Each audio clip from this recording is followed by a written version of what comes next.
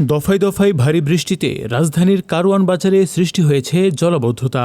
হাঁটু পানি মারিয়ে নিত্যপণ্য কিনতে হচ্ছে ক্রেতাদের। আর বৃষ্টিতেই দোকান সামলে ব্যবসা চালিয়ে যাচ্ছেন বিক্রেতারা। বিক্রেতাদের অভিযোগ, দীর্ঘদিন ধরে এই সমস্যার কোনো স্থায়ী সমাধান হয়নি। বর্ষা এলেই বাজারে পানি জমে ব্যবসা পরিচালনা কঠিন হয়ে পড়ে। এতে একদিকে যেমন পচে যাচ্ছে কাঁচা সবজি, অন্যদিকে কমে যাচ্ছে ক্রেতার উপস্থিতিও। মানুষজন আসে না, এই পানির ভয় তো মানুষজন কারণ বাসারা আশাই বন্ধ করে দিছে মনে হয়। শুক্রবারের দিন চাপ থাকে অন্যরকম, কিন্তু এখন মানুষজনের জমজমাটটা নাই। এই পানির কারণে, বৃষ্টি কাদার জন্য মানুষজন আসে না। শুধু চলাচলের দুর্ভোগ নয়, নোংরা পানির কারণে স্বাস্থ্য ঝুঁকির আশঙ্কা করছেন ক্রেতারা।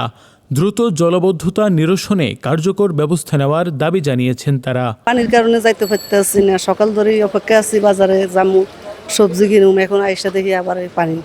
বছরের পর বছর একই চিত্রের পুনরাবৃত্তি হলেও মিলছে না স্থায়ী সমাধান। বিক্রেতারা বলছেন, জলাবদ্ধতার কারণে প্রতিদিনই আর্থিক ক্ষতির মুখে পড়ছেন তারা। দোকানদার আছে, এগুলো ধরেন বেচা কিনে সামনে দেখা গেছে ময়লা পানির কারণে কাস্টমার আসে না আসার কারণে অনেকে সবজি বিক্রি করতে পারে না, রয়ে জায়গা থাকে, নষ্ট হয়ে জায়গা পরে দোকানদারের লস হয়ে যায়। আর ক্রেতাদের প্রত্যাশা, রাজধানীর গুরুত্বপূর্ণ এই বাজারে অন্তত এমন একটি পরিবেশ নিশ্চিত করা হবে যেখানে সামান্য বৃষ্টিতেই জনদুর্ভোগ তৈরি হবে না। এখন দেখার বিষয়, কবে মিলবে স্বপ্নের কারওয়ান বাজার। নুরুল ইসলাম পারভেজের তথ্যচিত্রে নোমান বিন বশির, আল হেরা 24।